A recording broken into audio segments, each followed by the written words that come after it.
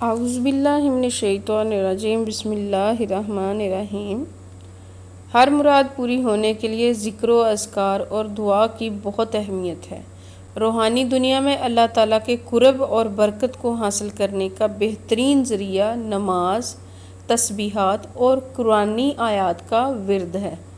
جب ہم کسی خاص مقصد کے لیے دعا کرتے ہیں تو اس میں ہماری نیت، ایمان اور عمل کا بہت بڑا دخل ہوتا ہے۔ اللہ تعالیٰ نے قرآن مجید میں کئی جگہوں پر دعا کی اہمیت اور قبولیت کا ذکر فرمایا ہے۔ جب انسان اللہ کی طرف رجوع کرتا ہے اور اس کی ذات پر مکمل بھروسہ رکھتا ہے تو اللہ تعالیٰ اس کے تمام مسائل اور مشکلات کا حل نکالتا ہے۔ یہاں ہم ایک ایسے وظیفے کی بات کریں گے جو ہر مراد پوری ہونے کے لیے کیا جا سکتا ہے۔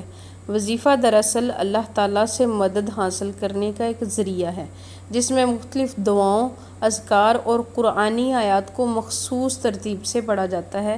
ان اذکار کا مقصد یہ ہوتا ہے کہ اللہ کی رحمت، برکت اور مدد طلب کی جائے۔ ہر انسان کی زندگی میں کوئی نہ کوئی مشکل، حاجت یا مراد ہوتی ہے، اور اللہ کی طرف رجوع کرنا ہی وہ راستہ ہے جس سے ہماری مراد پوری ہو سکتی ہے، جس کے ذریعے انسان اپنے رب سے قریب ہو جاتا ہے اور اس کی دعائیں قبولیت کے قریب ہو جاتی ہیں۔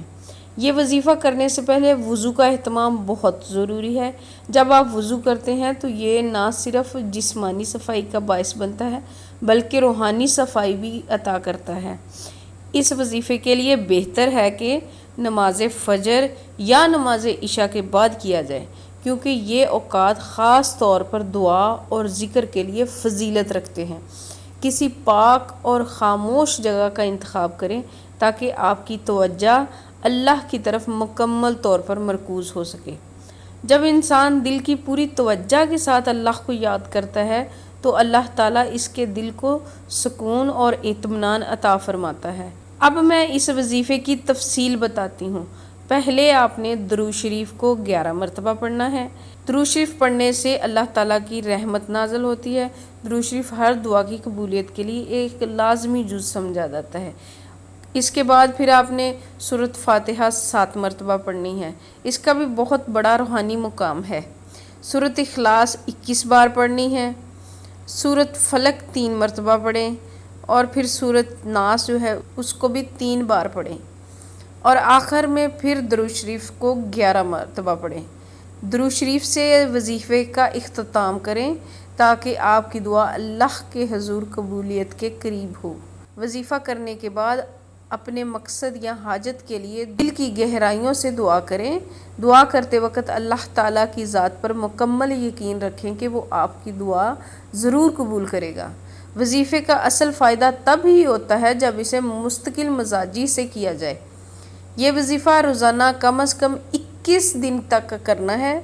اگر آپ کی حاجت جائز اور حق پر مبنی ہے تو اللہ تعالیٰ اس حاجت کو پورا کرے گا۔